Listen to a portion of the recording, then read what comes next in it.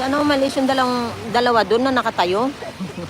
Nakaharang sa aking video eh. Ha?